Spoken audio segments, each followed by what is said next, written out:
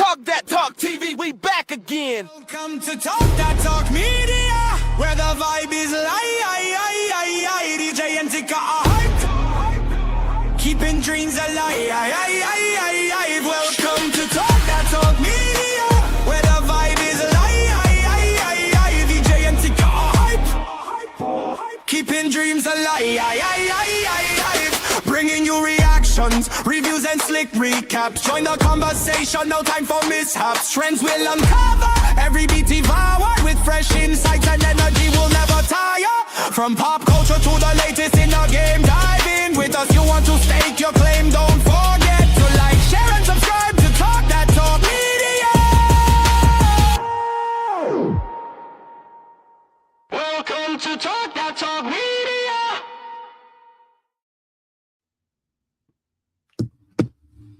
Hey, what's up, TDT Squad? It's your girl, Tika. And it's EJ. And we are here to talk about Powerbook 4, Force, Season 3, Episodes 7 and 8. Oh my God, EJ, collectively, what did you think about the episodes? Give the people a vibe check. So from 1 to 5, 5 being the highest, what was your vibe check? Honestly, this was a 5 for me. This was a really good episode. I enjoyed it. It was crazy. Right. So I'm going with a 5. Okay, cool. So y'all know we didn't come through and recap episode 7 for you guys last week. So tonight we're going to be covering episodes 7 and 8. They kind of go hand in hand. And so for me, both of those episodes collectively, I gave them a 5 as well. Hey, P. Brunson. Hey, Michael Wadler, and P. Brunson gave it a 5 all day. Okay, listen, I'm here with you. It was just so much, like some tears were shed, some dang moments were shed, somebody was getting cussed out on the screen. For me, I was doing a lot of cursing, forgive me, Lord. But I was absolutely here for all of the shenanigans, everything that went down on, listen, I was about to say family business, but for Powerbook Force, all the shenanigans, y'all. And we have a few images that I'm gonna present to you guys, and we're just gonna talk about it because it was just, we're gonna start out with this hot mess right here. So we know that Jannard was sent to the club to go pick up a package, and he picked up more than just the package, or he dropped off more than just the package. He and Miss Jade pretty much got it in the bathroom, and he got caught. And like, you can't even cheat right. Like, what did you think? And shout out to Portia Coleman for coming through with the grown and sexy. Okay. What did you think about this moment, EJ? Because Tommy sent him to the club to go, but I knew Tommy had set this whole thing up. Like, in my brain, I already knew Tommy was on some ish, and he was sick of Jannard after Jannard had been mad disrespectful to him. Okay, that part. Yeah, I mean, last week's episode was a crazy as well. And this was hella disrespectful. I mean, and Jannard just fell for the okie doke. I mean, it is what it is.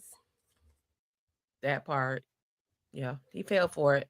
And not only did he fall for the okie doke, he also had a little intake of product that he really shouldn't be doing. He's already a recovering addict. And so Shanti called him, and listen, Shanti was like, I'm gonna bust the windows out your car.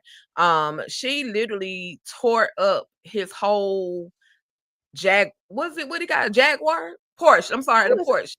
Okay, I thought it was a Lambo, but a Lambo. It was, because old boy said, I don't have a Lambo, but I got this. So yeah, it was a Lambo, but she tore it up. She went Jasmine Sullivan on him. Okay, I bust the windows out your car. Okay, just some act right. That part. Yeah, and so not much else on that moment. We got Ortega versus the IP, Miguel being the IP. Listen, Miguel was told to take out Tommy or send Tommy to get taken out, And Miguel couldn't do it because after that, you know, he had just got the announcement that he gonna be an uncle, that Tommy is the baby's father. And so, you know, he's like, okay, family first. And so he spared Tommy. And now they're coming for Miguel's neck and his organization. Um, and so he's pleading with Che, listen, I need to go ahead and solve this problem that I particularly have. I need to be able to squash this whole situation, but you're not giving me the opportunity to, you know, do what I need to do. Is, you know, you got me in my feelings. Like at this point, I want to take you out, Che, because you're not allowing me to do what I need to do. So any particular thoughts on just how is Che gonna, or Miguel gonna get out of this situation with Ortega, or just all of them coming at his neck? But they sent the worst handlers, the worst unalivers, the worst sharpshooters that they could actually send, because these two guys was literally useless. It took two of them and they still couldn't take out Miguel. Yeah, that was crazy. I mean, it kind of just all worked out the way I thought it would work out. I mean, going from, I mean, being that we done saw both episodes now, but it kind of all worked out the way I thought it would. But this was just dumb. How you gonna have two people come and you can't even take him out with two people? Like, y'all should have came in at the same time instead of trying to do the element of surprise with the other one. Nah, y'all should have jumped on him at one time and then y'all might have got him. Right. That was funny though, because the same guy who was talking all that trash to Ortega, talking about I can handle the task, he couldn't handle it. He couldn't do nothing. Like he was one of the worst assassins they could ever create. Like this is his second or third fail, and Ortega told him, listen, if you don't get the job done, I'm coming for your neck next. So he might be, well, we're gonna see what's gonna happen to him. But then it's CBI versus Tommy. And listen, Tommy said, y'all done tried to take my nephew up out the game, and by trying to set him up and all of these things. I know my nephew had his faults. I know he did what he did, but Tommy decides that he gonna have a battle. He's gonna have a battle with with Jesus, with Samson, Diamond. big boy, Yeah. Diamond. Okay, Tommy, you know good and freaking well you can't beat that big behind man, but he tried. It was the thought that counted. It was the effort. He definitely put forth some effort. And so now Tommy is up out of CBI. So any particular thoughts on this whole battle? And y'all drop in the chat. Let me know how y'all are feeling about the fight. Did y'all really think Tommy was gonna actually win the fight? If what's his name? If nephew was any type of nephew like Tariq, he should have went on and pulled the blicky out when he saw his uncle was in the fight. He should went on and did some breadcrumbs on the people in the room. I'm just saying. I mean, but you still had Jannard over there, and you had Marshall. You don't know how they was gonna react, so I understand why he didn't. But yeah, this was crazy. Tommy knew he couldn't beat him up, but he was gonna let him know that he wasn't gonna back down. Tommy needed a blicky. You can't beat up no dog on Diamond. Diamond big Right. and he a fighter. Like that's what Exactly. he do.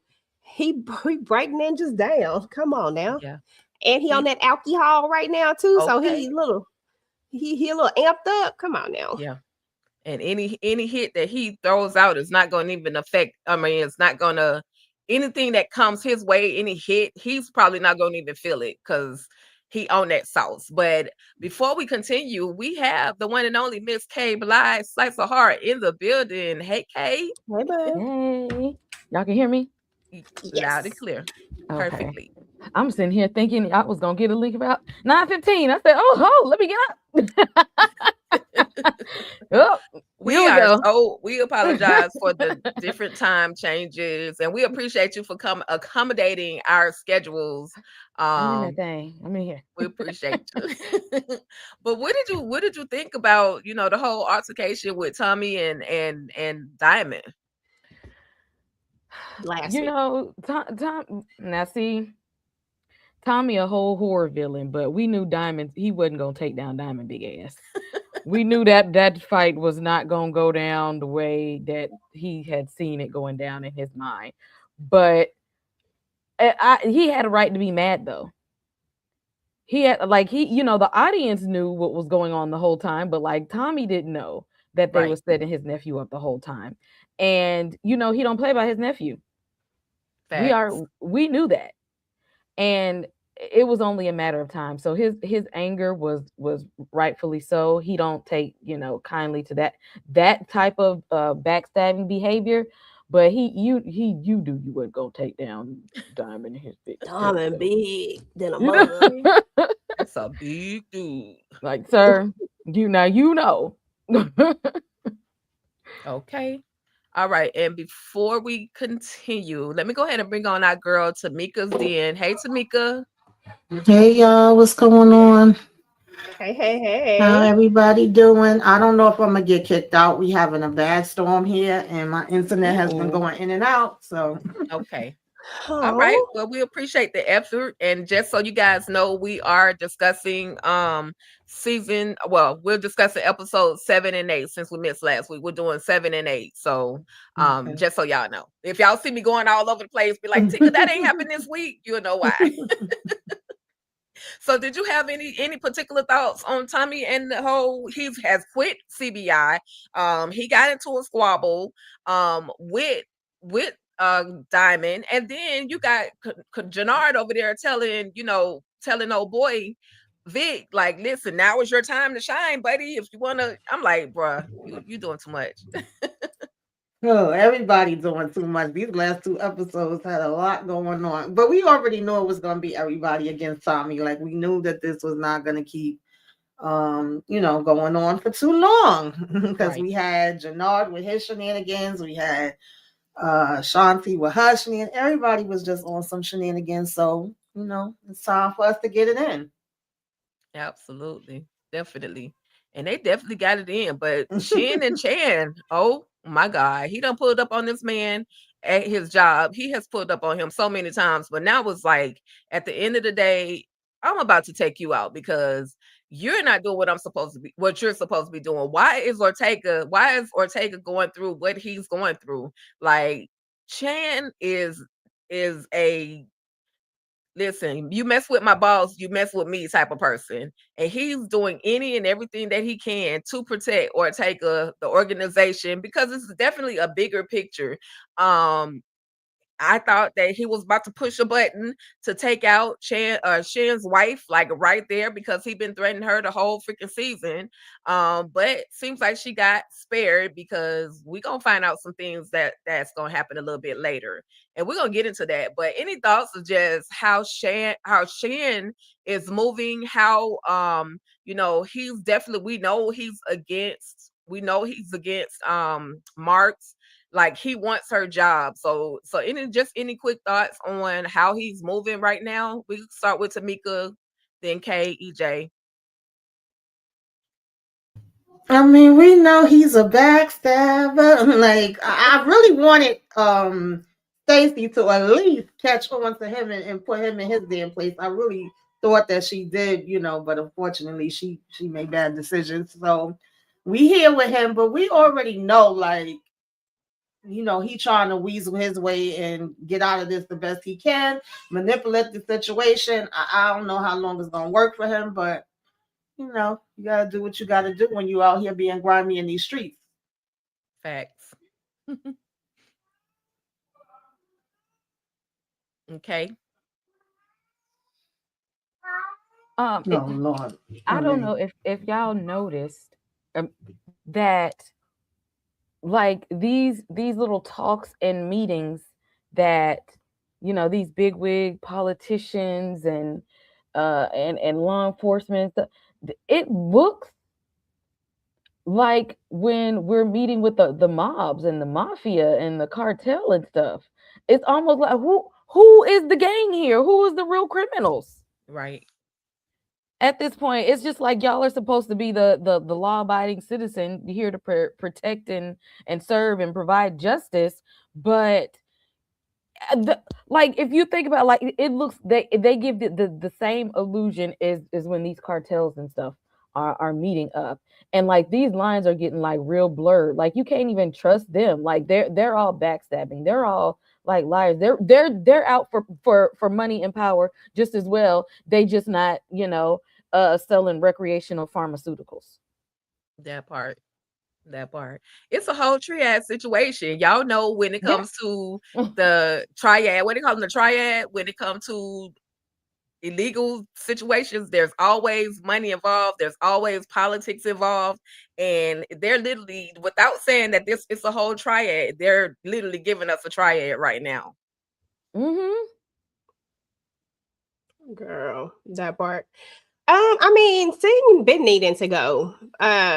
I feel like he want her job, and at some point he's gonna mess up.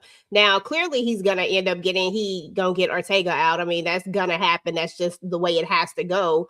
But I still feel like at some point, I just feel like he's not gonna make it. I just feel like these type of characters don't ever make it. I feel like Empower, these particular ones who are law enforcement, that's the mold, don't ever make it. And if Power stays true to Power, then it'll be the same thing. Right. It's my hope. That part. You know how I go down. Power definitely does what they do. But listen, there's Irish. Listen, you're Irish no more. Okay, Vic, like I told y'all, Janard went to Vic and had all this information that Tommy was no longer on CBI. Now it's time for you to get your, claim your throne, my guy, claim your throne, and be prepared. You're gonna need a team no matter what, because Tommy, first of all, already knows that you unalived this man. So now you're gonna have to do something, because the Armenians or the Syrians, I always get the two of them mixed up. They on your neck because you're trying to come back and take back bars and things that no longer belong to you. Tommy gave away something that wasn't even his, but in the midst of all of this, Vic has to take out Connor. Okay, like how you trying to be a gangster and your name Connor? First of all, any thoughts on Vic taking his good old friend up and through there and up out of there? We could do Kay, EJ, and then Tamika.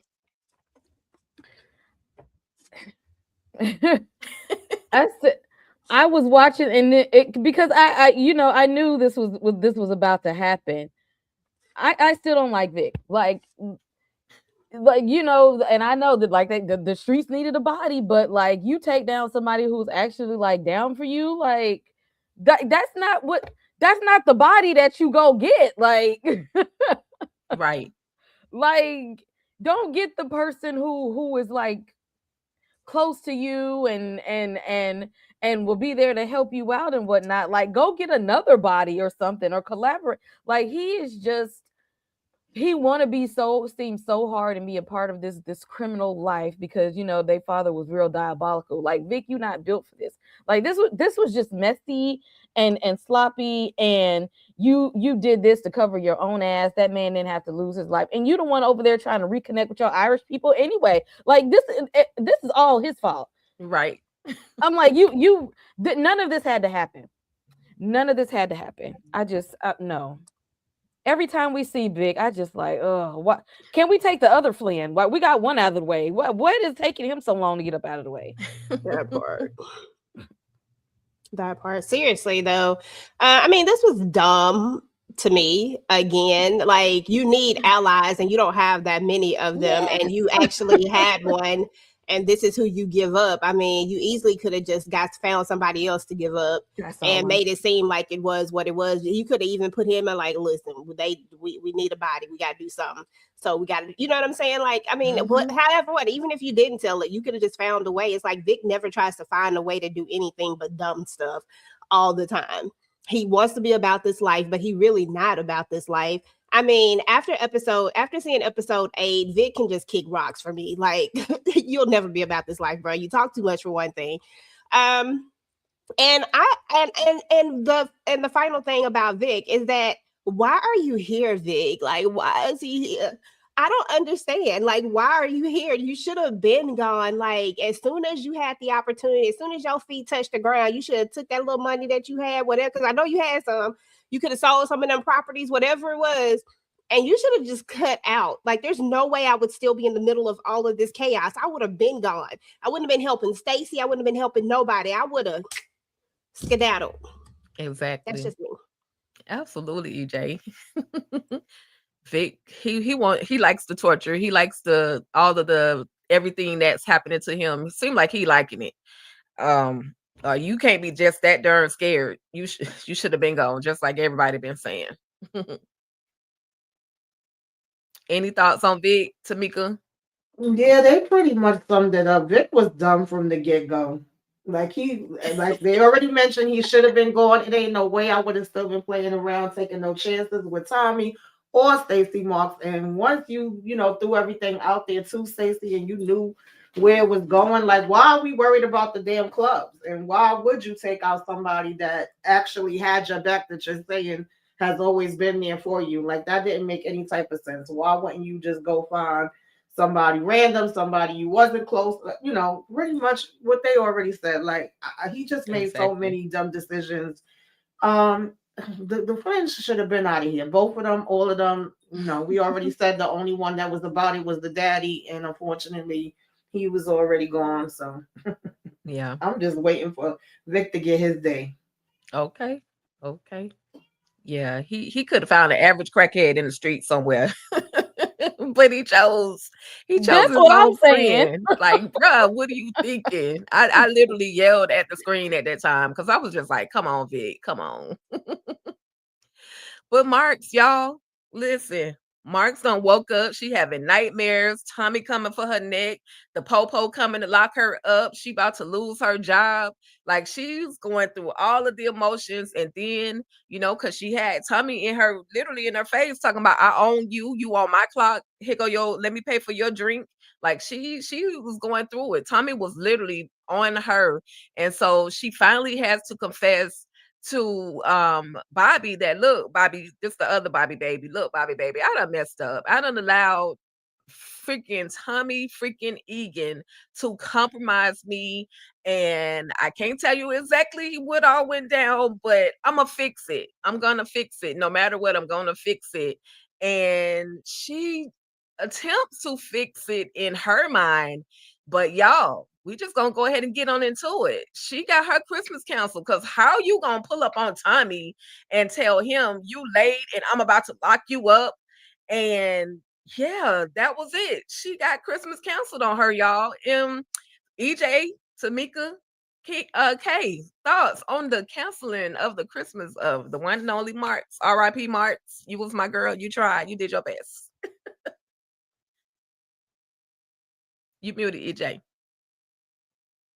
I said, yeah, she did try. That's all she did was try. Who goes to see Tommy by themselves? Like, who goes and says what you say? If anything, I'm gonna keep playing along. I'm gonna keep playing the game, and then I'm just gonna turn on him. I'd rather give myself a chance by turning on him and letting him think that I'm still on his side, rather than come up here and just straight up tell him I'm not doing this. What did you think was gonna happen? Like, I have no more use for you. So what do you think is going to happen? Especially now that you actually know and have confirmed that, yes, I am a drug dealer. And yes, I have like, you literally have confirmed it. So you think I'm about to let you walk away? Like, this was dumb on every level. I just didn't understand it. I was like, for her to be so smart, this was like one of the dumbest things she could have ever done. The way I would have been recording something, at least I would, if I'm going to get up out of there, I would have left everybody a little gift or something. Okay. You know what I'm saying? Like, at least something to find later. But I mean, or she could have, she the popo. She could have been like, she could have had Bobby like listening, anything. It's just, I don't understand it. This was so crazy to me, but it's the way that it was written and it's the way that it has to go. I would like to think that Stacey wasn't, I would like to think that she wasn't this. I would like to think that she just wasn't this not smart.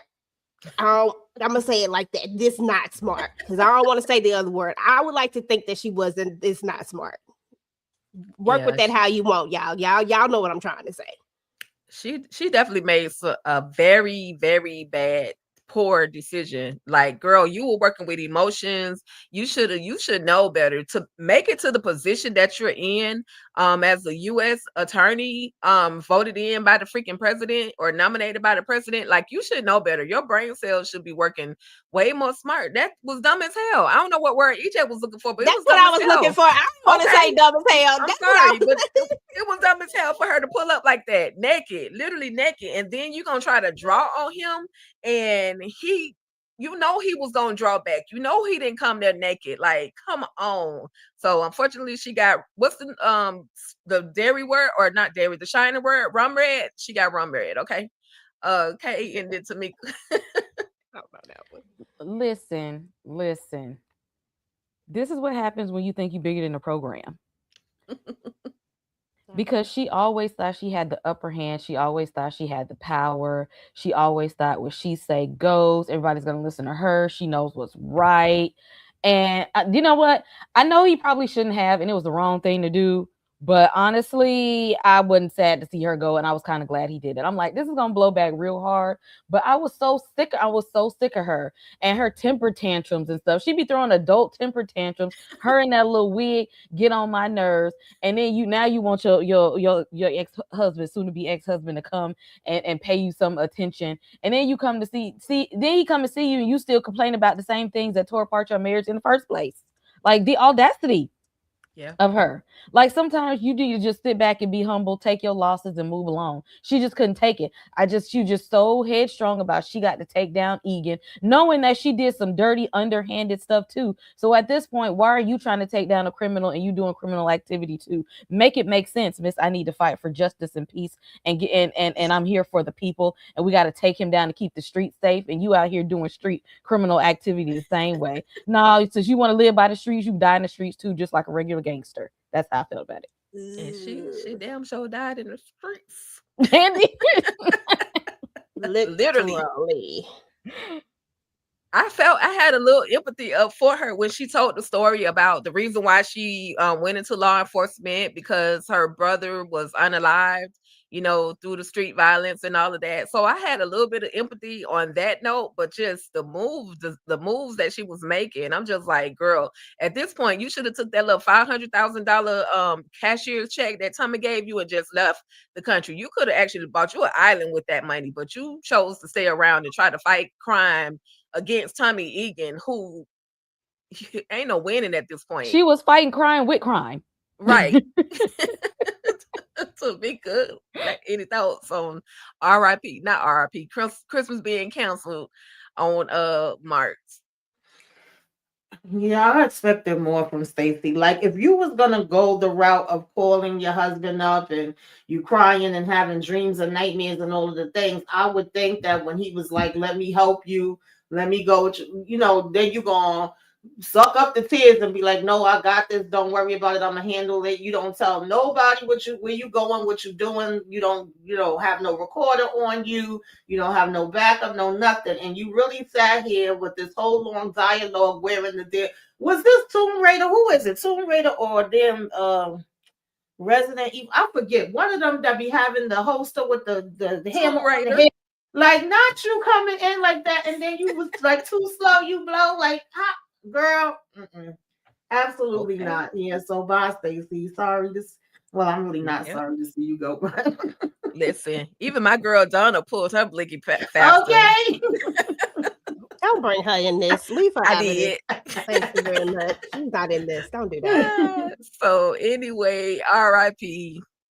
Rest in whatever power you got now. You gone, Stacey. He made sure you was gone too, because he ain't just put one in your belly. He put one probably to the dome or somewhere else to make sure you was up out of there. So yeah, but now we got Bobby Franco that's on Tommy's neck about this body, because like he knows that, you know, something was going on between the two of them.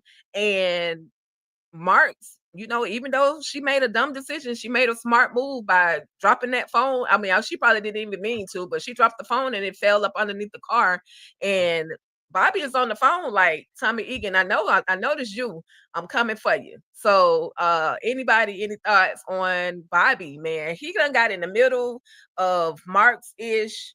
And I don't want him to be the next body, because he was trying to save his, or not, he couldn't save her, but because he was trying to avenge Marks and her decisions. he don't even want her. Why he even trying? Like you was about like why? I don't care. Like Bobby, let it go. Let it go. Why? Because why? This is so dumb to me. I'm just like I knew he was gonna get out here and want to try to avenge her. Sir, you didn't even have that much doggone.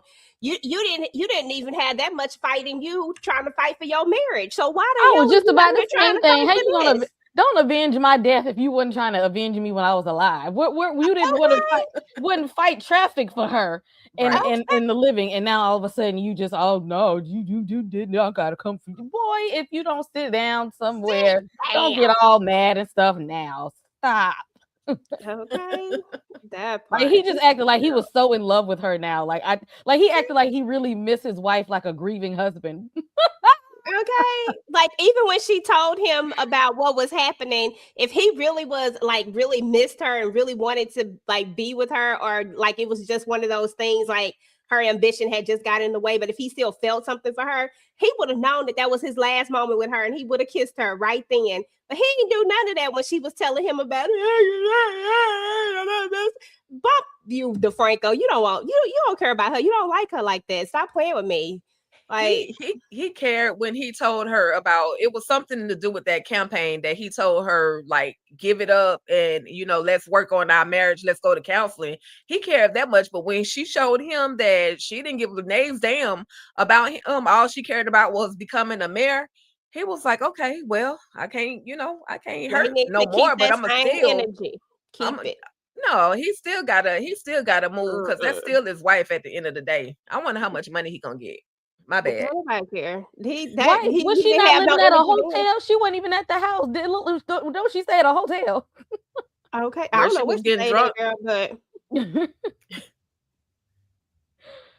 They nobody was said just that. living the same life. Let me just address this real quick because I'll be extra. Nobody said that he was the problem. What we saying is that he out here acting like he want to go and avenge her when he didn't give that much energy to their marriage to try to Exactly. fight for it. He If wanted to. He's the one who wanted to divorce, he leave her said, in the let's first get the place. divorce. So if he Yes, don't have the energy to fight for the marriage, don't be out here trying to fight for my death. I understand that she was the problem. What I'm saying is don't get yourself killed over something that you wasn't even out here trying to keep anyway. That's what exactly. I'm saying. Point blank and period. That is EJ's thoughts and opinions, and sound like Kay agrees, but Yeah. I think he still felt something no matter whether they was together or not. I personally I feel like he felt something for her, and it could have been even it could have possibly have been a little bit of guilt because behind the fact that she did go to him and say, hey, this is something that's going on. I can't tell you every piece, every bit in detail, but is Tommy, so maybe he did feel just a little bit of guilt because he couldn't, he didn't catch the hint that, she was about to go do something stupid. So no, nothing, it's just, it's a different perspective in all routes. Everybody see things differently. And so that's just what it is. But he goes to DeFranco after the meeting and it's like, listen, I think this ish got Tommy Egan written all over it. And Shin Frame, whatever same main, whatever his name is, y'all. He says to him, well, what is it that you have? Now he's the wrong person to tell anything about Marks because he's already looking for something to muster up or mess up her name in them streets anyway. But he tells them, I got this phone, and he's like, this is confidentiality, right? Confidentially, not no, don't go running your mouth that I got this phone. And then that's when they decide, okay, we know we can't directly get Tommy Egan, but we can get Vic. Bring Victor Flynn in here and basically make him talk. Y'all keep trying to get Vic. Vic keeps sliding under the whole little elevator for y'all. He ain't gonna give y'all no information. So I don't understand why y'all keep looking for Vic to help y'all. But any final thoughts on Shin saying, I'll be messing his name up every week. And just the conversation between he and DeFranco. Bobby baby. The other Bobby baby. Yeah, this Yeah. was the worst person he could go to. Hopefully, he at least have enough sense to find out that this man ain't down with nothing. But I'm not expecting Bobby to be around too long. Like, I do think he cared somewhat for Stacey. He didn't want to be married to her raggedy ass anymore. But I think he still had feelings. But them feelings is about to get him in the damn ground too. Because Right. what are we really doing here? Like, it's too much talking and messing around for me. So I ain't seen none of them do no damn police work yet. Right. Yeah, I mean, it's crazy because he finna die. Like, you finna die, bro. Like, that's what's finna happen to DeFranco is you about to die. And why? Is all I'm saying. Why is you about to lose your life? You need to be out here spending this insurance money and calling it a freaking day. And then you went to the wrong person. He not even thinking right. Like, you knew you shouldn't have told nobody. He should have kept that one to because you can't trust nobody. And the last person you wanted I just don't know what DeFranco doing. Like, anyway, we gonna say RIP to him real early. He Bye, moving on Bobby. emotions. Wrong emotions. The wrong emotions. Because the way I would have went and spent my insurance money and called it a day. We I already know getting they was divorced. already, I'm just you getting know, alimony. they didn't even know nothing that was going on. They was already moving in another direction. And here you go. Oh no, we need to look at Egan again. This what we need to do. And then you doing illegal stuff, looking all in her car, taking evidence before the police will get to it. Again, Lose his you're job doing crime to solve crime. again. That part. They crazy. All right. Well, Tommy see that the feds are on his neck, y'all. Tamika, any particular thoughts? Just this particular moment where Tommy is trying to go to his firehouse loft. He can't get in because the FBI are literally right there waiting on him. And then he gets a call. He has to go make another run. But just how the law literally the feds are on his neck. But I'm just saying, if y'all really wanted to find Tommy, y'all would have found Tommy at this point. Like, what is going on here, Tamika? Exactly, because everybody knows Tommy Carr. He literally driving around the whole Chicago and been driving around doing all kinds of stuff, I was just gonna wrecking say, who stuff. don't know this damn car? Right. Since That he was part. supposed to have allegedly died in New York, they knew Tommy was out here with the shenanigans. So Mhm. I don't understand. Like I said, that's why I said, who is really doing the police work around here? Do y'all really want to get anybody at this point? Right. Okay. I don't think so. Girl, no, because his car so loud, Tamika, that he was right there, and I'm like, you really telling me y'all don't hear this loud car that just drove off, and y'all should know what car y'all looking for, and you telling me y'all don't see none of this? The police suck in power. Like Girl, I don't understand. I thought it was about to be a police chase. Me too. That's what I Right. thought. I said, "Oh, they hear the car. They about to jump in the car. We about to go on a police chase." I was like, "Well, we ain't had no police chase. Let's Right. let's get a police chase up in here. What It's time about we to finna turn into do a very now?" different show real fast. And they were like, Okay. nope, they're gonna act like they ain't see him down there. Man. Girl. Yeah, that was crazy. But listen, Tommy got to build a new coalition. We know he's out of CBI at this point. He's attempting to gather, and his coalition looking a little weak right about now. By all I'm saying, but so far he's going to later on going to have to ask Miguel because of Maria's situation, to come, be a part of his new coalition. Rashid is going to want to hop on the coalition on Tommy's side because he thinks Shanti like him when Shanti only want what she wants. She wants the money and the power, okay? And then poor Armenian Rock, what's his name? Paul. Anyway, he don't know whose side he want to be on. But Tommy made him an offer, gave him something that, maybe an offer he can't refuse. I'll put it like that. But what y'all think about the new coalition? and of course, nephew is wanting to be number 2 in the coalition. Okay. Listen, See, nephew Max, sit say, down. listen, I got to be number 2 up in this thing. I just went from being a soldier to being number 2. What you talking about? Like, that's a major upgrade. Now, seriously though, I mean, to be honest, I feel like Tommy and Miguel should have already teamed up a long time ago anyway, but they just stupid. I just felt like it would have been a better move for them to move together a while ago, or at least when the cartels, but you know, then you had Miguel that was mad, and then you got Tommy. Right. Like they just like they let their egos get in the way of actual business, you know. And honestly, to be fair, with what we got on the other side, the way the coalition is falling apart over there, you got Jannard who's sticking stuff up his arms again and up his nose. I mean, and then you Right. got Diamond who over here taking a drink every time we turn around. He can't control his anger. Like, you got a real big problem when your two top people can't even, when they got addictions, like real addictions that will really affect everything else. And then they just lost the RDs out of there. So to be fair, I feel like this coalition looking a little bit better than the other one based on all the stuff that happened this particular episode. Right. Right. Yeah. That's true. That's true. Hold on, I gotta back up for a second because the way Miguel took down two.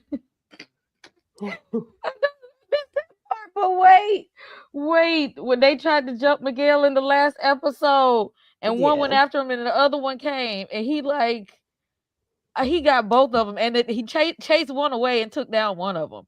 I said, this is Jason Voorhees. I mean, he a little crazy, but this somebody that you want to be on your team. Like, I'd rather him be on my team than not on my team. Facts. This a big dude, and he crazy.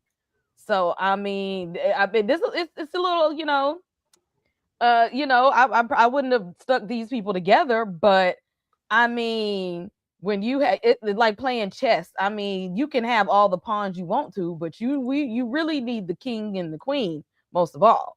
And when you got the top players right there, I mean, that's better than a whole army of weak people.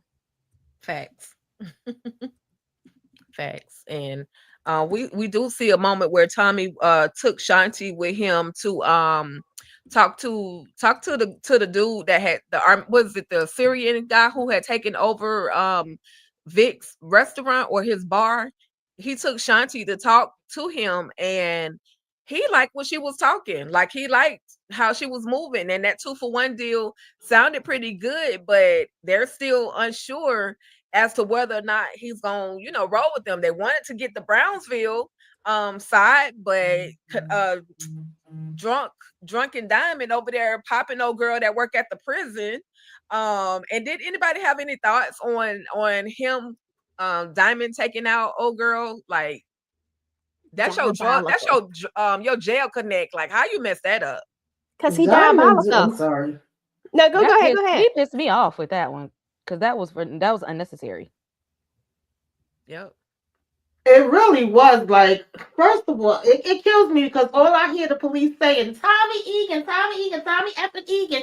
What about Diamond and them and how they just popping people left and right down here in the damn basement? Y'all never find none of these freaking bodies. Y'all never come around to question nothing. I just don't know what the police is doing. The damn so-called hitman is trash. None of them ever could execute nothing. They gonna get executed. So yeah, I mean, they doing what they gotta do. Shanti is actually smart. She do know how to play her hand. The only thing I never agreed with her with is her every minute telling Jannard, we gotta get the white boy up out of here. But now you underneath the white boy, and now you flipping and telling everything that everybody else is doing as if your ass wasn't down with it too. Like, well, I guess you gotta play the game. Don't let the game play you. But child, I don't know. Yeah, this is all a hot mess, honestly. I felt like these episodes needed to be dumb and dumber and lose it. Because it was a whole bunch of shenanigans going on that shouldn't have been going on. Even the way he talked to her in the last episode. You heard what the F I said, and you're going to put this. Why would you want fentanyl in the jails? This is taking people out. Like, I'm confused. Y'all supposed to be wanting to make money and wanting to build up the business, I thought. Not just take out everybody that could be your potential way to get the money. But okay. Because taking advice from a crackhead is stupid. Why you let somebody is a well-known junkie let you be the one to say, yeah, we should be selling that stuff too. That's the good stuff right there. We make good money. And you be using it too. Like, why would you be in agreement with somebody who's going to be getting high off y'all own supply? I am so confused as to why they thought this was a good idea. And why Diamond just literally thought that his brother was going to be okay. Your brother is a whole addict out here. And you putting him around the stuff, the big stuff, That again, Diamond was making some really dumb decisions, and you got way too much faith in your idiot brother. Jannard ain't got a smart bone in his damn body. He is erratic. He do with other people. He's a follower. He is not a leader at all.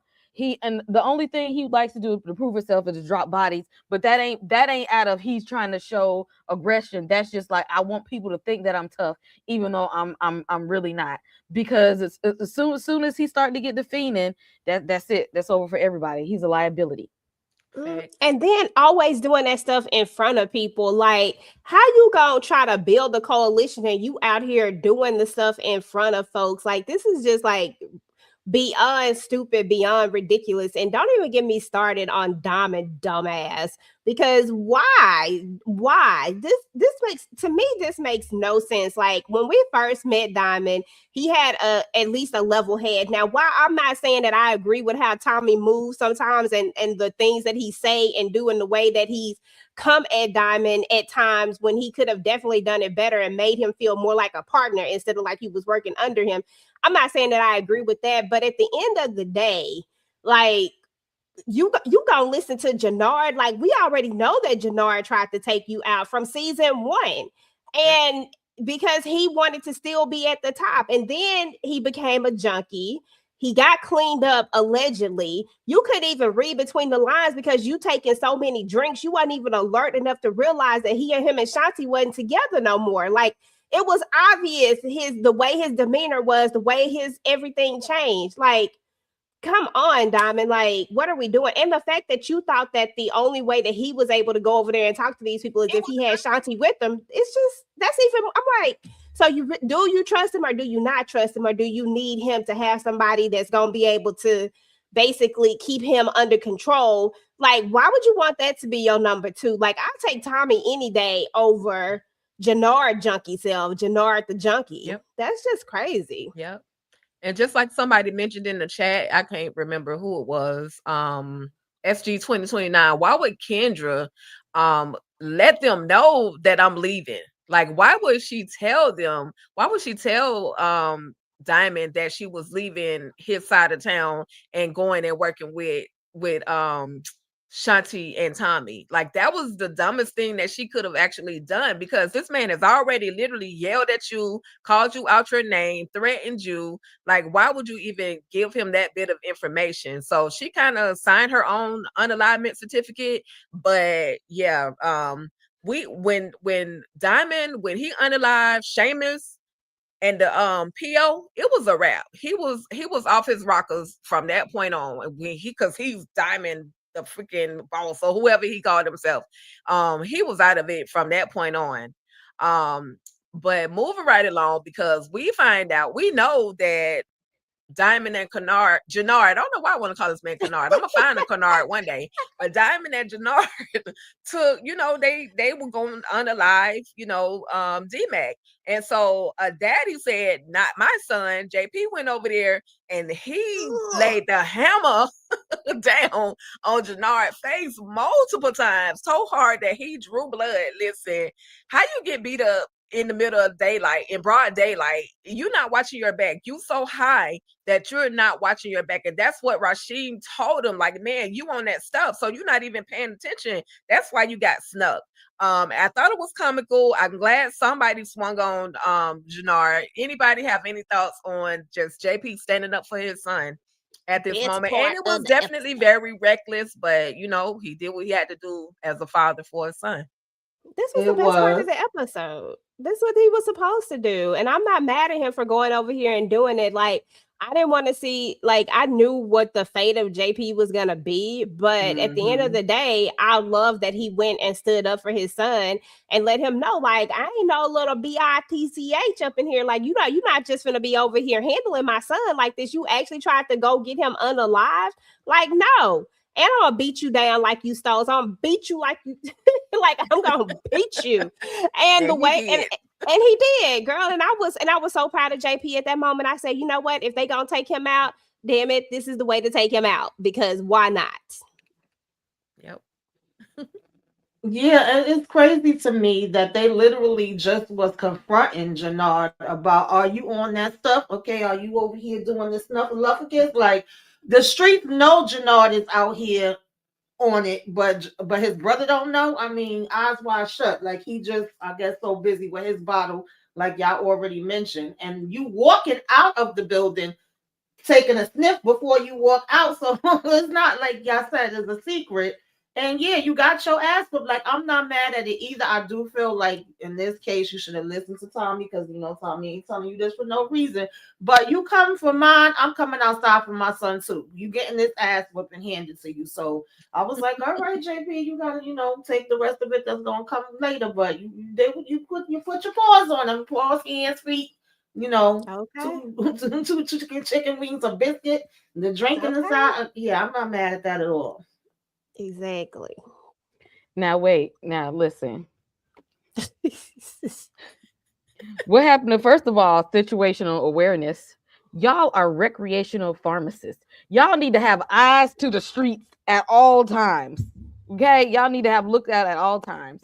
Second of all, if you my homeboy, why you standing, EJ? If somebody jumped me out of nowhere and start whooping my ass in the middle of the street, I need you to jump in and help me. Okay. Buddy, listen, dog, I got you, though. Yeah, because I was laughing at how his man just stood there like, damn, you got knocked the F out. He stood there like he wished he could have did it himself. Listen, like I think he wanted Jannard to he wanted him to get folded up in that. And he did.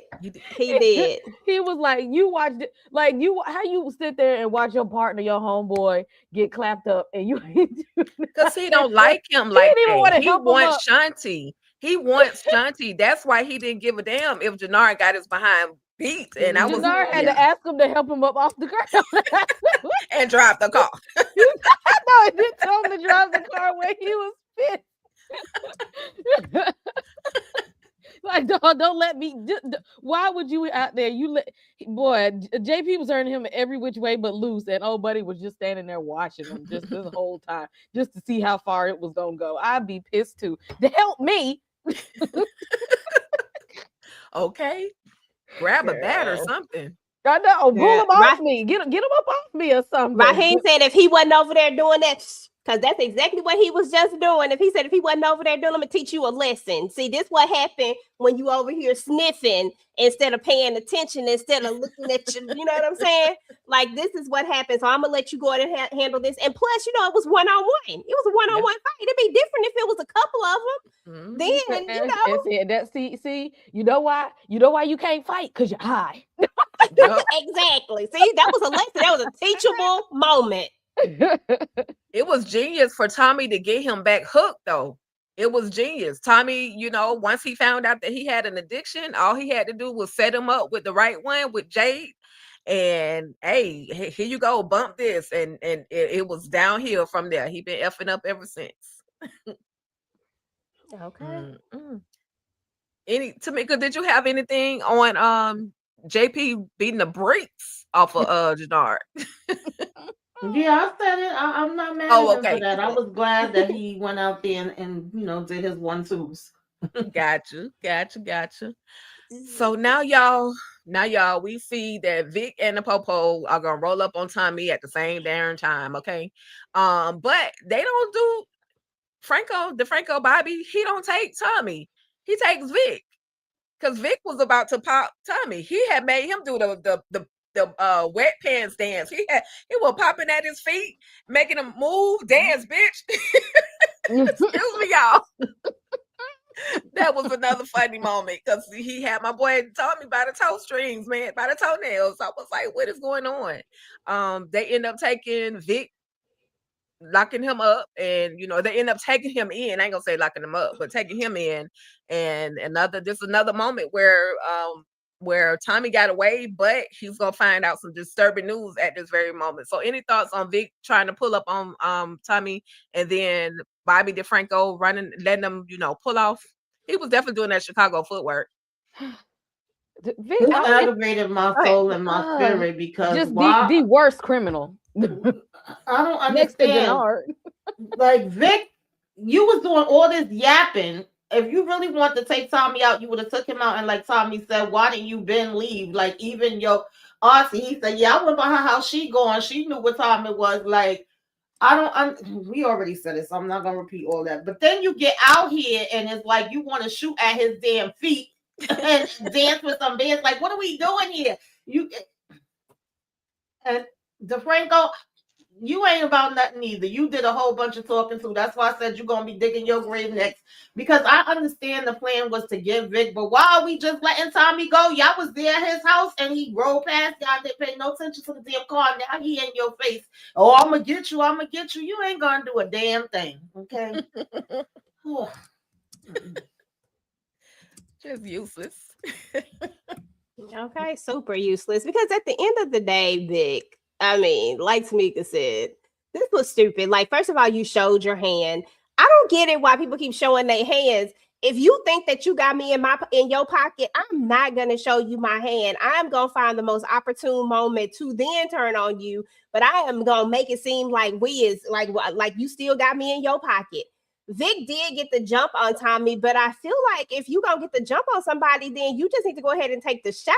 That Like part. all this extra talking, what are we doing now? What's he gonna do? Life? Probably so, unless DeFranco decided to let him go. But DeFranco don't strike me as the type that's just gonna be letting you go. So I mean, at the end of the day, like either way, he was gonna get got because the police just happened to be there as well. But like, don't talk about it, be about it, Vic. This is why we know that Vic is not about that life. Because if he was, he would have just pulled that trigger and kept it pushing. That's Yep. it. Yep. It ain't in him. It ain't in Yeah, him. Vic been mad at Tommy since he took his girl, and that's all that is. That's all that is. He ain't care about none of that other stuff. He's still heartbroken from a long time ago, child. Oh yeah, Facts. Gloria. Yeah, I forgot about her. He ain't got over that. He ain't got over that. Not worth the damn. He's still mad. Like who you know should have stepped your game up, and she might not gotten took from you, or maybe she was just for the streets. But you know what, Vic, you need to let that go right about now. Let's let Yeah, it go. he definitely should let that part go because his daddy was the one that unalived her or had her get unalived. So, like, you should be over that part with Tommy. And Mhm. And he tried to warn them. Remember, like Tommy and tried tried to to tell warn them them. to get out. Exactly. Yep. All right. Well, when they say the streets need a body, Maria got a body, y'all. Because the Ortega cartel was coming for her since they found out that she was with Tommy, having a baby by Tommy, and she's, Miguel's sister. It's like, okay, we can kill two birds with one stone. And they sent the same dumb behind. Listen, this is the worst hitman ever. How you let her go into her purse? Give me your bruh. She about to. You don't even know your life is on the line. So Maria is gangster. She gets 5-10 points from me. But she pulled it out. Yeah, Titus definitely deserved it. She pulled out that blicky and pout, and then she. Not only did she run him over one time, but she backed that thing up and ran him over again, and backed it up and ran him over again. So That's how you do it. Facts. Any thoughts on Maria and her double tapping? And y'all double tap that screen too. Hit that like button, share, spread the word that we're out here talking about Powerbook 4 season 3 episodes 7 and 8. And if you're not subscribed to Talk That Talk Media, please head on over to Talk That Talk Media. Subscribe. Please, por favor, and thank you. Titus is definitely the worst hitman. He may be equal to or worse than the Fourth Horseman because I don't think nobody had them beat yet.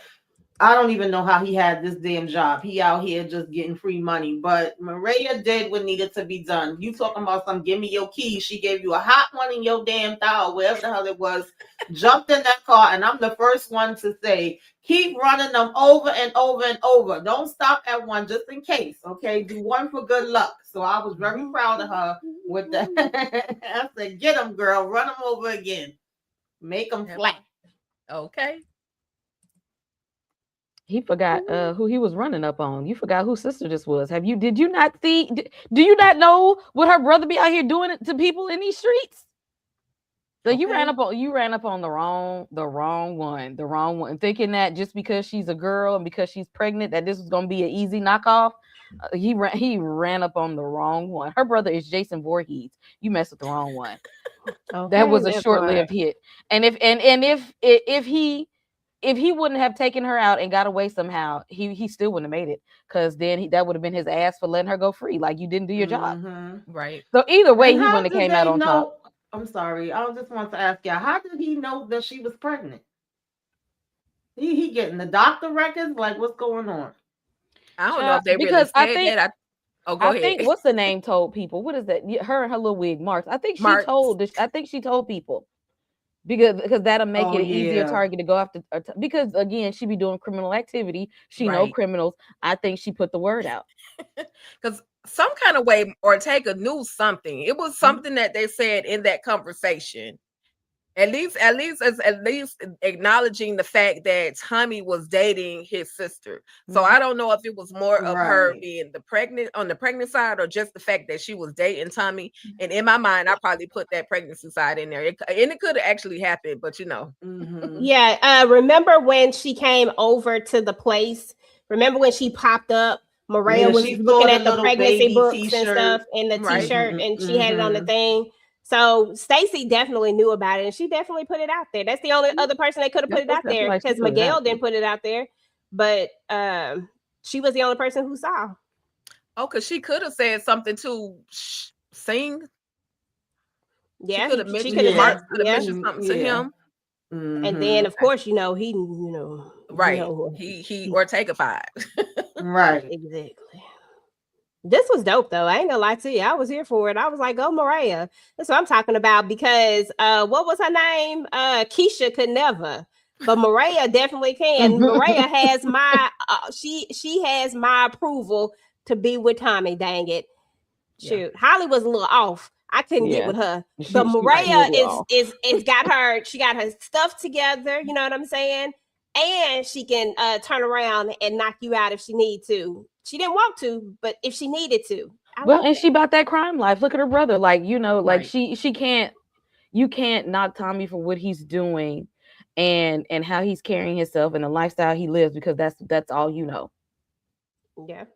And you still deal with your brother, and you've been fine with it. You've been complicit in letting him live a life of crime and still giving him his little injections and whatnot.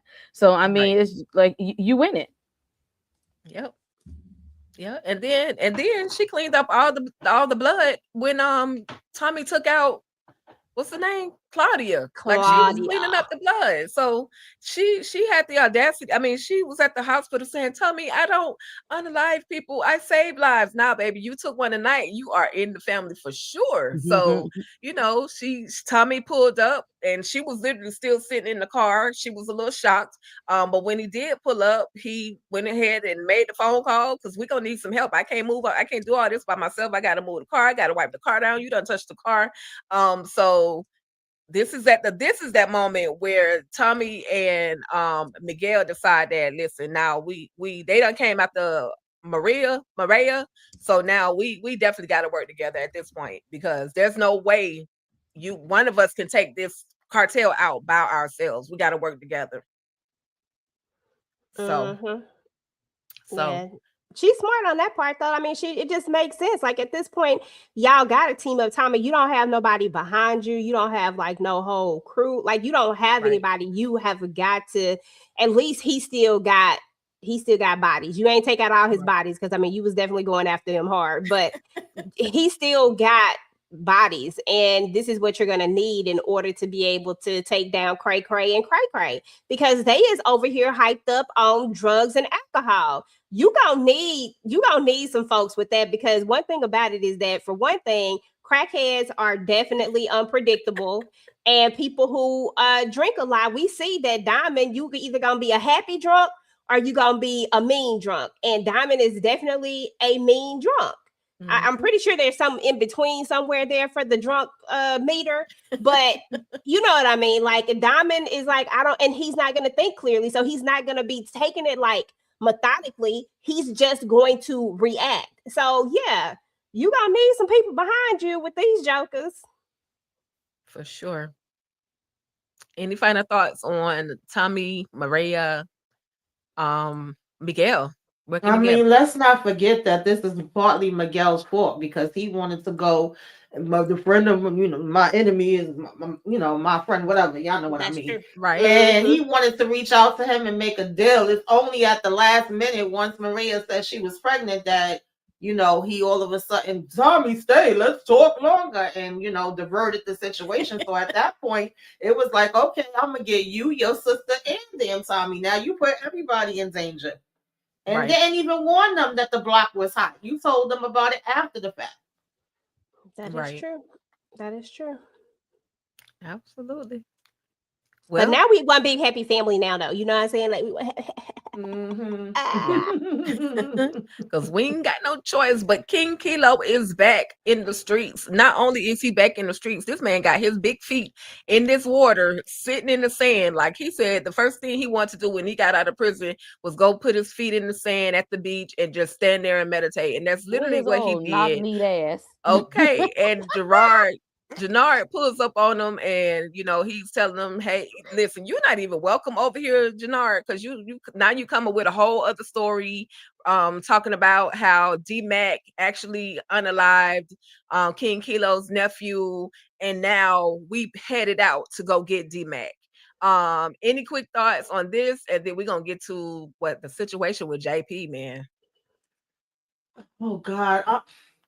Janard and Diamond right now to me, drunk Diamond and junkie Janard, dumb and dumber. Because you should have just left this alone. Like now you're gonna say, "Oh, Janard, go back and tell King Kilo that was all Tommy. Tommy lied. Tommy was lying to everybody, and he, covered up or whatever. Did the okey doke with D Mac." And Janard, he ain't got the sense that God gave him rope, so he go over there to do what Diamond told him to do. Like y'all set yourselves up with this, but also King Kilo, your ass could have really stayed in jail because what what are we doing here? Why did you even come out like the whole season? You talking crap. I need who got my little cousin. I can't eat. I can't sleep. I can't function until I know that he's gone. Even Jannard, when they first mentioned that he was out, was like, "Oh, word, tell him I said what's up," and they was giving him the side eye. So why you would take your ass over here to this beach, bothering this man when he trying to be peaceful and have his feet in the water, child? I don't know, because he was like, "This is a family affair, okay? No Right. strangers allowed. We don't need you up over here." But you proceed to tell him this anyway. And I really wanted them to take Jannard out right then and there when he was like, "Man, I might as well me just, take too. you out, all of y'all playing games with me." But for whatever reason, he like, "All right, now you're gonna help me to find Z-Mac." I'm just like, oh Lord. Just stupid. Another big dumb, dumb, dumb, dumb. King Dum Kilo dum was diddy. dumb, dumb, dumb. Exactly. Just dumb. This was stupid. Like, I'm gonna wait till you get to it, but I got thoughts. Okay. All right. Well, we're gonna go ahead and slide on into it because listen, dang JP. Now I just want to say this. They've been setting us up all season for this moment that we're about to have. When Kate sent the thing of beer to Tommy and JP, it was supposed to be like a little soft moment. JP getting back into the life of D-Mac was another one of those moments. Like they gave us so many moments, and even him bringing D-Mac bringing his girlfriend over to have dinner with him and JP. It was like, oh wow, my dad is gonna be back in my life. And then y'all, King Kilo, Jannard busted ear behind, pulled up on him. He was like, I'm not telling you where my son is. It's either you or your son. So King Kilo goes into Tommy's phone. He's looking for D-Mac's number. He doesn't see D-Mac's number in there. And of course, Jannard is yelling, look under the D's. As if he was gonna be in the phone under D-Mac or you know, the other Donnell, but he wasn't. So he sees Tommy's name. He calls Tommy, and Tommy literally has to hear the unalivement, the red rum of his brother. But the smart thing that JP did do was make it known that Jannard was in the freaking room when all of this happened.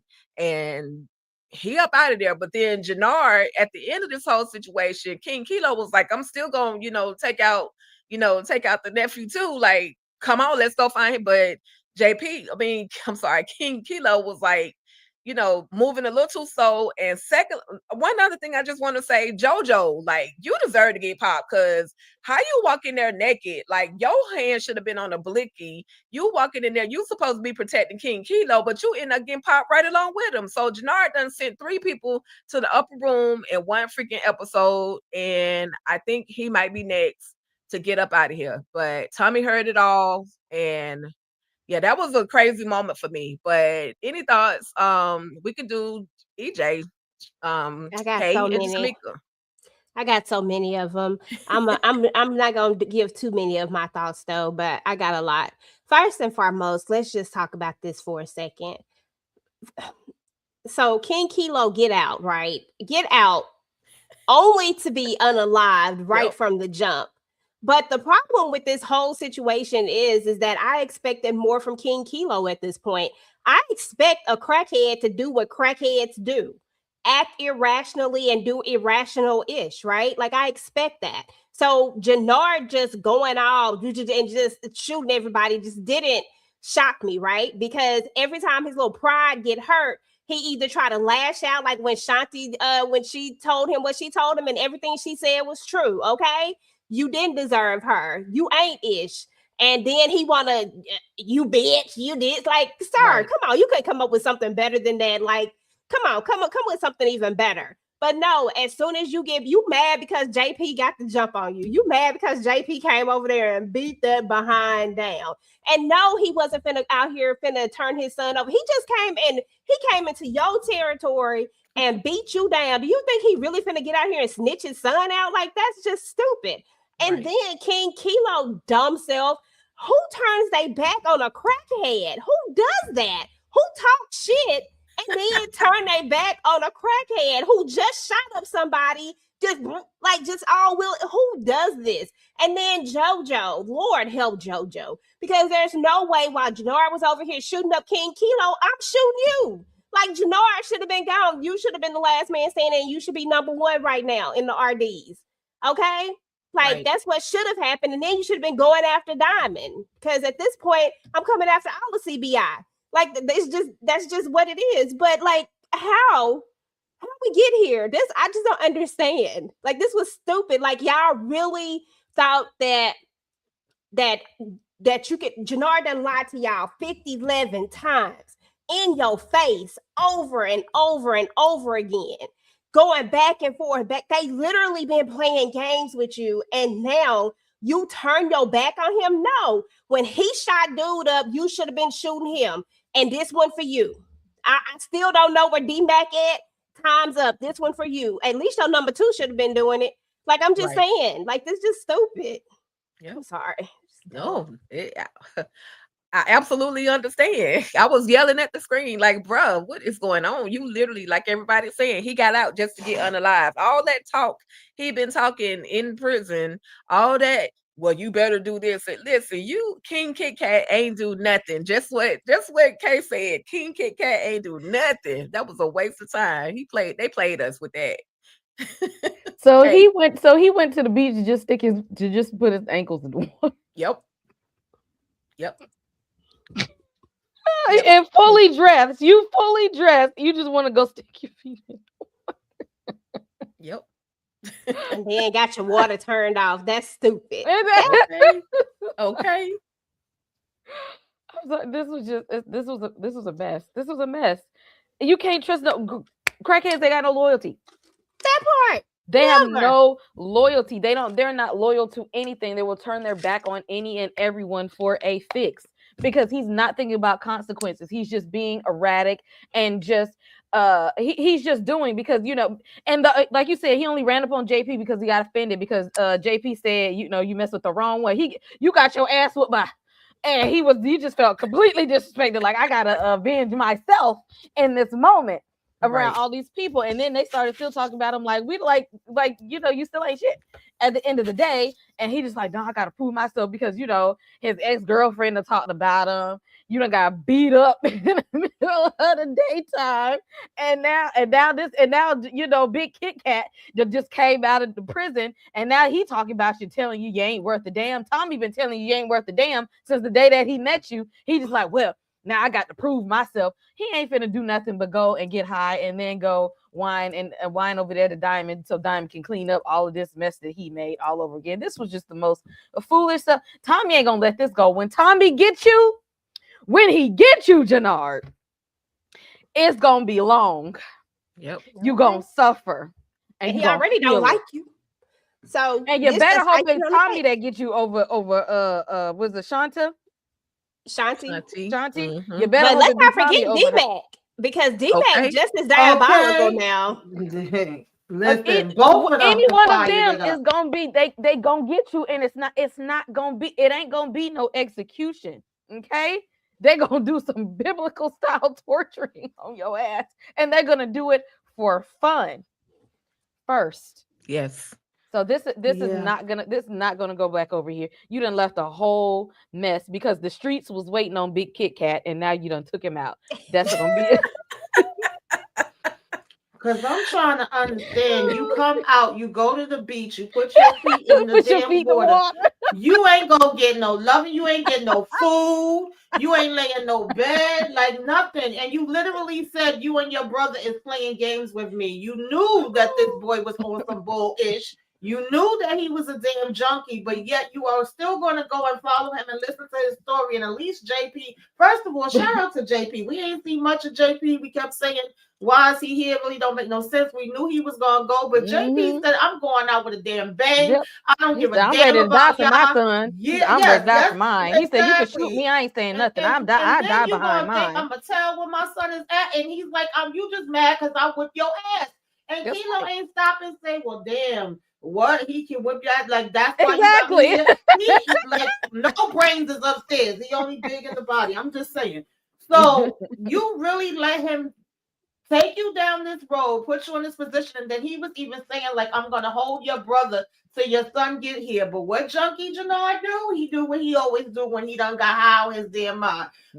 Because he was mad that JP he had that flashback from getting his ass, but once JP said that. So then you're going to go ahead and shoot him anyway. So that was, Kilo plan was going after that any daggone way. And y'all pretty much already mentioned, like, how you didn't have your hammer out ready, how you wasn't paying attention. Now he takes, everybody out. And then they're talking about, I'm really him. No, you're not. You're not a damn thing, Jannard. You still a piece of damn crap, okay? That just had a battery in your back. That part. And it Jannard was ain't never been him. Exactly. You ain't never been him. Never. It was funny when King Kilo said, you didn't tell me he whooped your JoJo said that. That was JoJo. JoJo, I know one of them said it. I was like, you caught a fade from the Rainbow Coalition. This is what we here for. Exactly. That's why. Then, mind you, he was mad at Tommy when he found out that Tommy, according to him, you set me up, you played me, and like Tommy said to him, no, you played yourself, because we was watching Jannard mouth get watery like he damn Pennywise. And his eyes looking big every time he was looking at them damn drugs. He couldn't wait to get his freaking mouth on it again. Now, Jannard should have knew it was a setup, because don't nobody want you. Exactly. Did nobody want you but the boxer chick, and she barely wanted your ass. The Diamond, the one that told her to go be with you to help clean you up. Like, why did you not know that was a setup? Again, apparently he think he's somebody that he's not having to. He really must think he him, because you should have known good and damn well wasn't nobody finna approach your ugly ass like that. And you're lame. Talking about Tommy set me up. How you not see the setup coming from afar? How you not see it? Like, that should have been way too good. A real one would have seen it coming. But yeah, we definitely knew that JP was going, because we seen him get closure with D-Mac and them come together. D-Mac actually was saying he was gonna come back there to stay. He cooking dinner.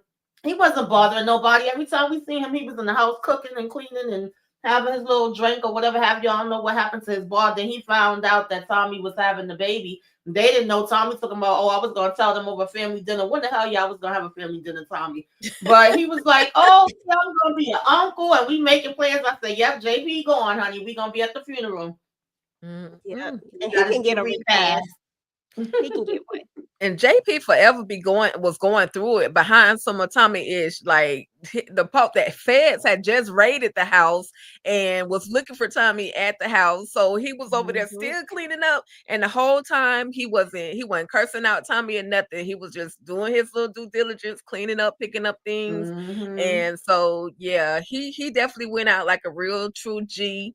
He said, hey, if I gotta go, I gotta go, and he did what he had to do. But poor Kate, boy, she gonna be sick. Yeah, I don't know. is. She definitely is. Okay, because and just she's came trying to into live her her life life. right too. This gonna send her back. Yeah, this I about hope to send not. her back. She gonna need a little cocoa and a Okay. little drink and everything, because she gonna be pissed about this too. Yep. I feel bad though. Tommy was so hurt, and I was like, JP, at least he was like, yo, make sure they don't get Z-Mac, take care of him. And he let him know that Jannard raggedy ass was there too. I said, okay, That part. JP, you That on was point. a good part right there, because Yep. JP be thinking. Listen, JP said he could have been about that life if he wanted to be about that life, but that ain't what exactly. he said, I got a little street smarts, they are Kate's children, they had to grow up with a little street smarts. He said, I know Tommy will make it right. Let me know, let me let him know everybody he need to go and get. Well, That Big part. Kit Kat is already gone, so it's only one person we need to go after. Okay. And Diamond old dumb self gonna ride for his brother after Shanti sat up there and told him. I knew Don't she you was touch gonna my tell brother him. Tommy? That's how he gonna act like. Tommy, don't I touch knew him. she was gonna tell him, but he ain't gonna listen. Like, he ain't even gonna be smart enough to realize that season 1 you knew. So what makes you think that they wouldn't like that it was over? What made you think that it was just done? But then Shanti put the bug in Diamond's ear to tell him that you need to watch your back with your own she brother. told him. Like, you need to watch your back.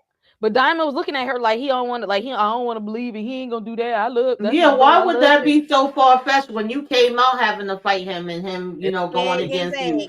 So it shouldn't really be that hard to believe at the end of the day. Like, you had no idea that he was back to using. You had no idea that him and Shanti was broke up. He's telling you he's taking care of everything and ain't taking care of a damn thing. So. But that's what that alcohol do for you. Alcohol is a hell of a drug too. You know what I'm saying? And all he been doing is throwing back them drinks, throwing them back, throwing them back, throwing them back. I'm like, I ain't gonna say that. He just doing too much. I be having to catch myself sometimes. It's all good. It's all good, girl. But listen, that's how it all went down on season 3, episodes 7 and 8 of Powerbook 4 Force. We do have 2 more episodes to go. I'm not looking forward to the funeral scene that I know we're gonna get for JP. I feel like it's gonna be a lot sad. And just the thought of how JP was a whole G for me. Like, he went out the way he did with real power. So final thoughts on or any expectations for the next episode, episode 9. And we can start with Kay, Tamika, EJ. Episode 9. Tommy is going to be very bloodthirsty right now because I know they got a whole lot going on, but he's sensitive about the people that he care about. And they got a business, they got a new coalition to put together, they got a new business to run. But Tommy's definitely gonna need some help. But right now, Tommy is going to be bloodthirsty. Like, he's got it out. It's Jannard's. He on his neck right now. Like, that's it. That is going to be the main. He is not gonna let this go. And that is, him and Diamond already got problems now. That's it. Like that. There's no going back to that whole thing. It's it time. That you don't just do that. You tried to get the nephew killed, and then you just sat there and killed his brother. No, he's not gonna take this lightly. I don't know what the hell they're gonna do with Vic. I hope that he don't talk his way out to get back on the streets. Lock his ass up and behind the jail, because he ain't gonna do nothing. But because he's gonna be somebody bitch when he get in jail in the first place. But they're gonna find a way to put him back on the street. What I gotta do to get back out? I could be I was working as an informant. Let me get back out there and put Vic in jail so we don't have to see him anymore. Is what I would love to see happen.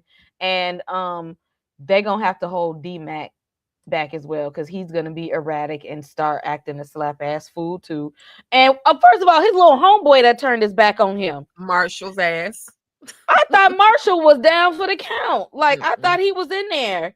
So Marshall like CBI till he die. Yeah, so this Marshall whole full of time crap. you really wasn't here for D-Mac the whole time. Like that you wasn't here for the friend, you was here for the organization. You were so heavy. So you pretended to be this close to D-Mac. You pretended to be his boy long enough to get you over there to CBI. And now that you got that, you don't give a damn about D-Mac. Unloyal. He can go too, honestly. Yeah, he He really go can. too. He can kick rocks. Mm-hmm. Okay, because he over here following a crackhead. Go ahead, Tick. I'm sorry. Exactly. And he gonna lead you straight off the damn cliff. That part. That part. It should go to Tamika. I'm sorry.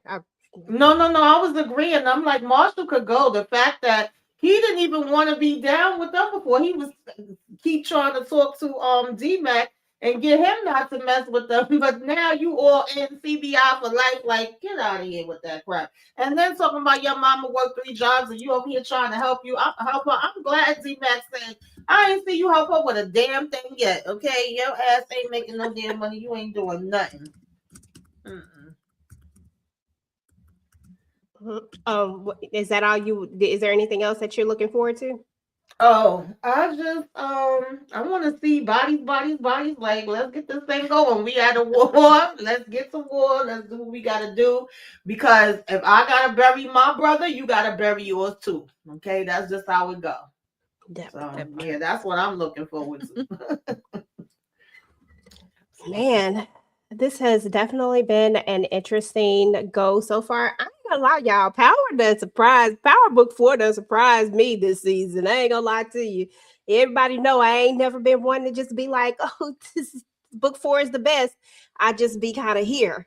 But this has actually been very, very good to watch. I ain't even gonna lie to you. I'm excited to see what's gonna happen. Like episode 9 and 10, I feel like it's gonna take us on a ride. And if they do what I think they're gonna do in episode 10, the way they've been teasing it, I think they'll just take it to the next level. And I think it'll be exciting for all the Power fans out there, because y'all know Power has a gazillion fans out there, like diehard fans. But I think if they do what I think they're gonna do, then it'll be great for episode 10 if we get all the crew together. Like if we get everybody, like just this, like I really want to see this war really, really go down. And I think it's going to be good. For episode 9, I'm just here to see Tommy go off. I feel like Tommy is about to go off. I feel like we're about to see the little cray and D-Mac.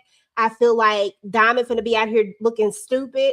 Shanti is gonna Shanti, but I think she gonna ride it all the way to the end. I think Shanti is going to stay loyal on this side until I think Shanti knows when to let go. You know what I'm saying? I think Shanti knows she plays the long game, unlike Junkie Jannard.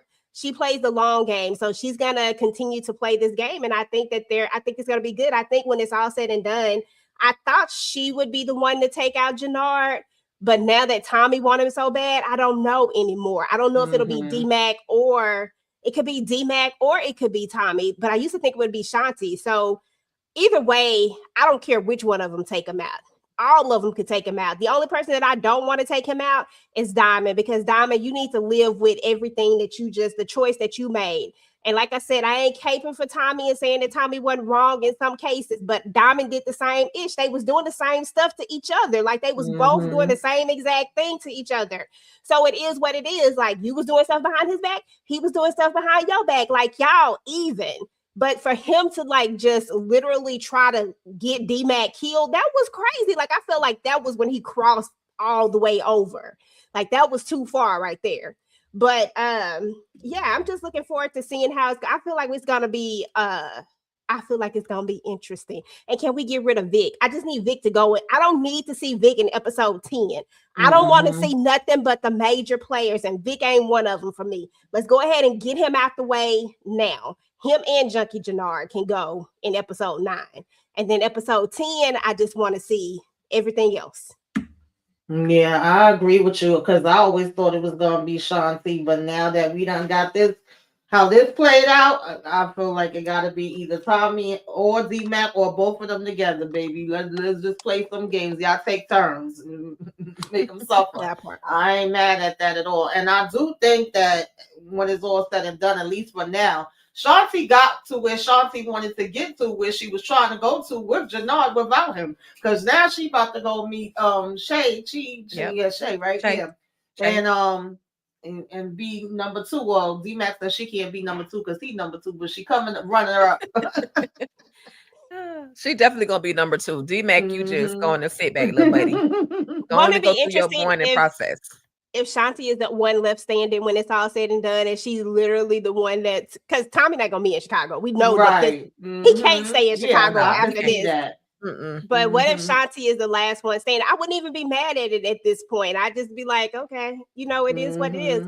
As at the end of the day, Shanti always had a goal, and that's the only thing that I like. Shanti never aligned herself with anybody and acted like it was. She always let it know what it was. I ain't trying to like. I'm trying to get to this, and anybody that's in my way can kick. And she wasn't trying to let nothing get in her way. To me, that's like real. Like, and that's why I was like, if somebody end up standing, it can be her. Because Diamond for the streets, Jannard for the streets. Tommy just can't stay there. He just can't. Exactly. Yeah. Yeah. I'm looking forward to it though. I've definitely been enjoying this more than I thought I would. Right. Yeah. I mean, I've always loved Force, no matter what, no matter how weak some of the episodes were, no matter how strong some of the episodes were. I loved it.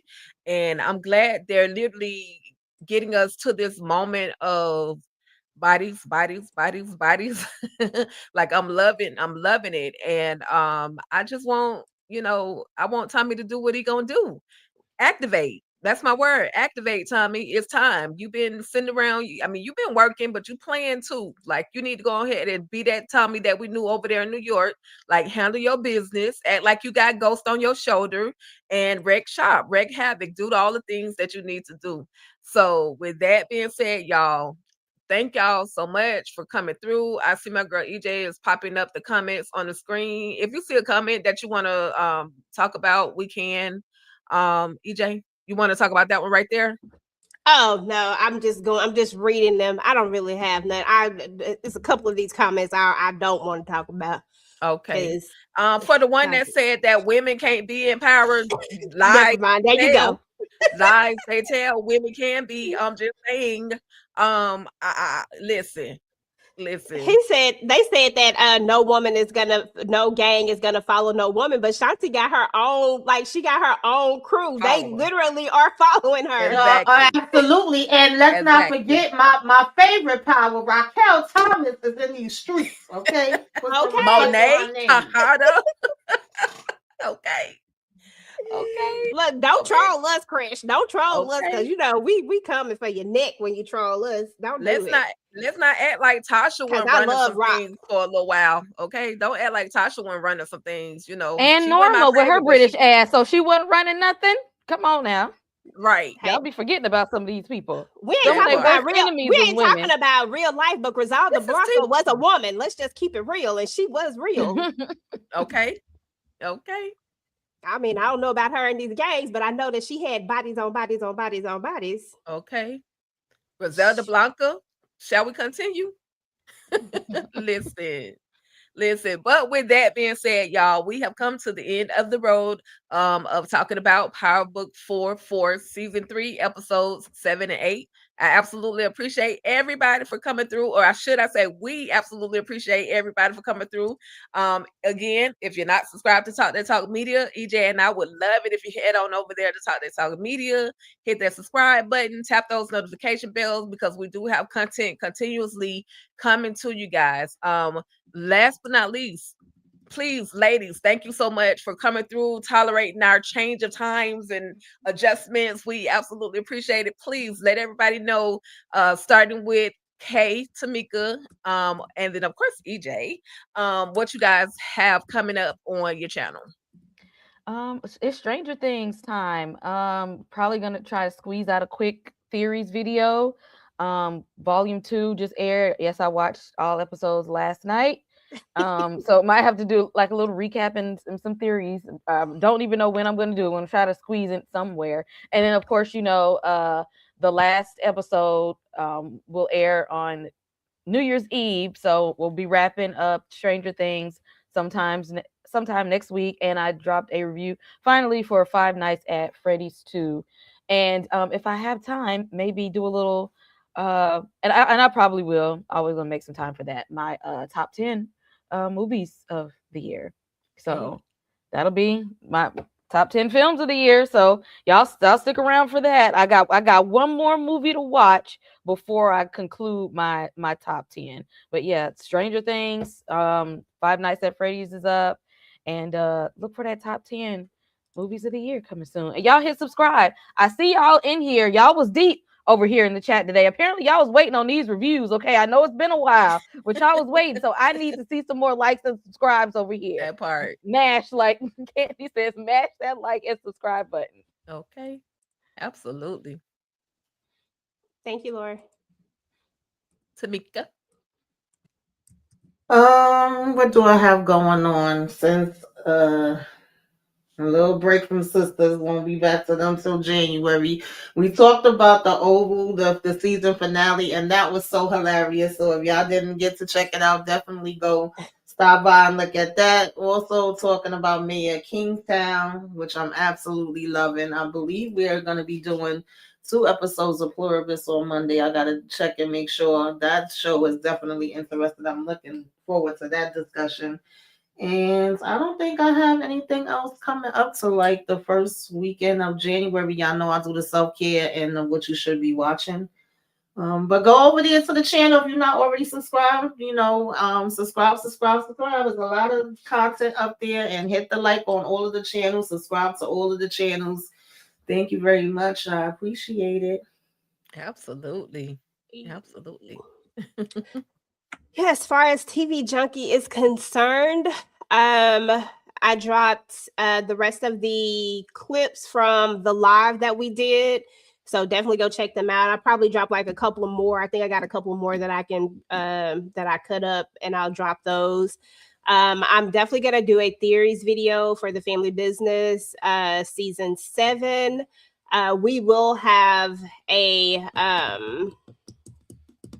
the book club coming back up because we're going to start reading Curtis Duncan, the Bounty Hunter book. I don't know the name of the book. There you go. I had it right. I was going to say, I feel like I messed the name up, but we are going to be talking about that. We're going to read chapters 1 through 5 first, and we're going to go over those, and then we'll definitely figure out the rest later. We don't have a date just yet. Just keep in mind that we're going to be doing that. And then other than that, on TV Junkie, I really think that's it for right now. I'll see what else I'm going to do over there. Just going to be working on what content, we going into a new year, y'all. So trying to revamp and see what we're going to be doing there. And then as far as our collab channel is concerned, Talk That Talk, I'll be dropping It Welcome to Dairy episodes 6 and 7, one Saturday, one Sunday. And then we'll come back and drop the last episode, the finale, on next week. So definitely check those out. If you want to see me and Tika just do the absolute most looking at this stuff, which we are definitely not, we don't do scurry, okay? But definitely check us out. We are interested. I'm telling you, we are interesting to watch looking at this show, trying to figure it out. And Kay, thank you so much, because me and Tika are officially, we officially in there. We are experts at this thing, okay? We know. But yeah, so definitely. So what's the next horror franchise we can start? Oh, listen. Let y'all in there now. What's next? Give us a little time. You know what I'm saying? We're gonna need to look at some happy stuff first, and then we're gonna come back. But we're gonna be dropping that, and then we'll start dropping the rest of our interview with the vampire stuff. So yes, it was Mo. Stop playing with me. And then we also dropped our review for Unexpected Christmas, and then we have one more Christmas movie that we're gonna be doing. Tika's gonna be dropping that review on next week sometime. I can't remember Monday. The name of the movie. Red one with The Rock, my baby daddy. The red one with her baby daddy, The Rock. Okay, he is playing himself, The Rock, in the red one.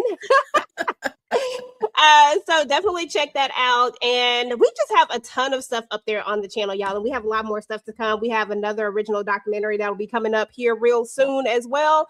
We have our game night that is going to be on Sunday. So if you like games, please come and hang out with us and our friends as we do our game night on Sunday. And then I think that's it for TDT, right? We've been taking it real easy this week. So and a couple of got 1 or 2 true crimes coming up, but that'll be in January.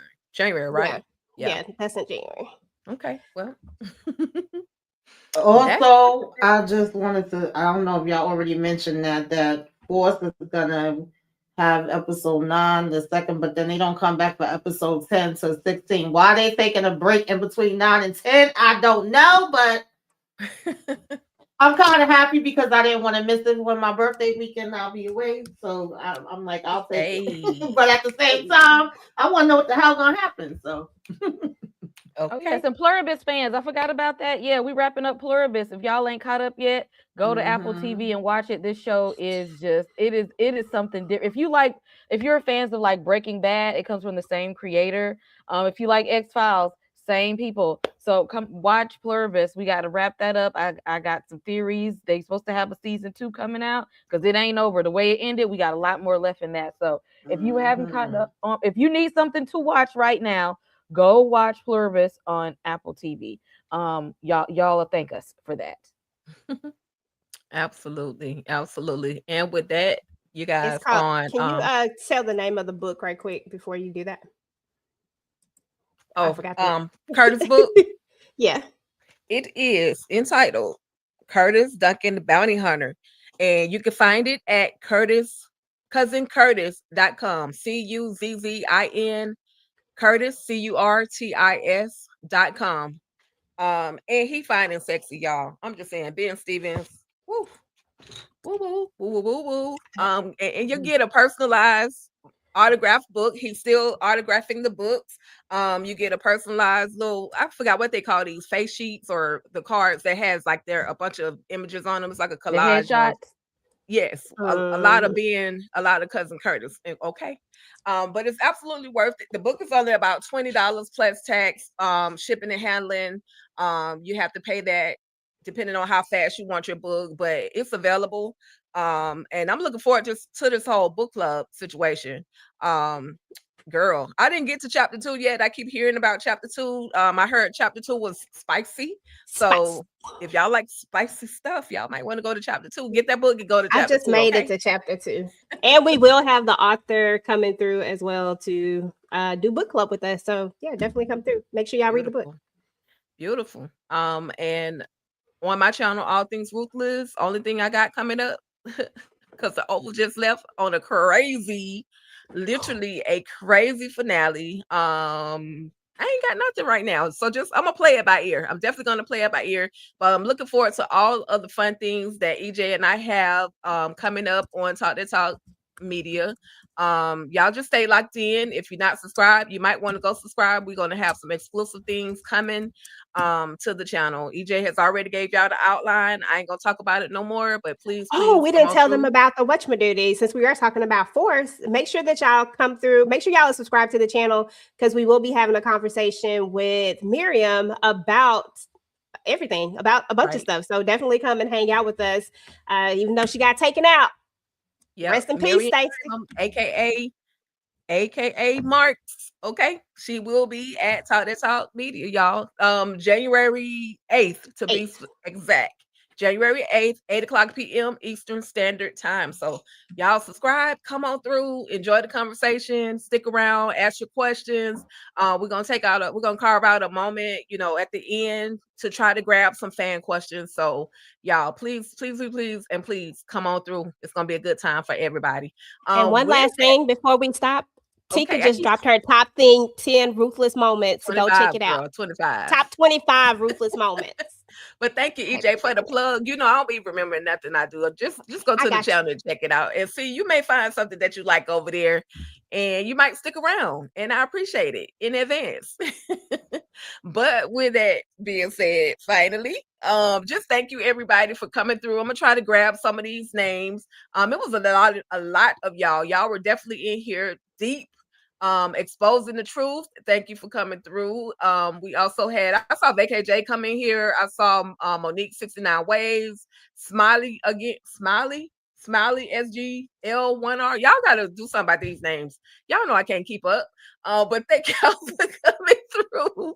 Stephen Johnson. And some of y'all, I be in my mind, I see you all, but then you really don't be here. But then in actuality, you do be here. So if I call your name, just pray for me, okay? I be seeing people. It come from watching all these darn Welcome to Derry movies, okay? Brandon Tony, thank you for coming through. Who won't shut to cancel? SG 2029, thank you for coming through. It was a lot of y'all, so I could go on and on and on and on and on. Again, thank you to Slice of Heart. Thank you to Tamika's Den for coming through, rocking with EJ and I over here at Talk Media.